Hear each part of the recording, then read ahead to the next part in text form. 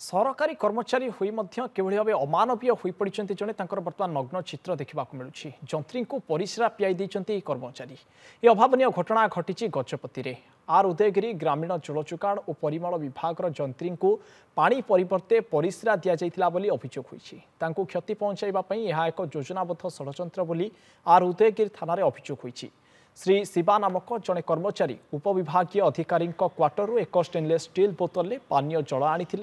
अभियोगकारी एवं अन्य दुई जन पीथिबा पानी रे दुर्गंध एवं अस्वाभाविक स्वाद थिबा जना पड़िथिला एहाकु परीक्षा पठाई रिपोर्ट जना पड़िथिला जे सेही पानी रे परिस्रा मिसिछि एपरिकी अभियोगकारी गला मध्य संक्रमण होइथिला एने से अतिरिक्त मुख्य जंत्री पानीय जल निर्देशक एवं प्रमुख सचिवों समेत वरिष्ठ अधिकारी मानकु जणाइबा सत्वे मध्य एपर्यंत कौनसी दृढ़ कार्यानुष्ठान उक्त कर्मचारी विरुद्ध में नियाई नाही। श्री शिवा को मुख्य संदिग्ध भाव में अभियोग करी आर उदयगिरी थाना एक इतला दि जाइछि एपरिकी एनएचआरसी रे भी अभियोग होइछि।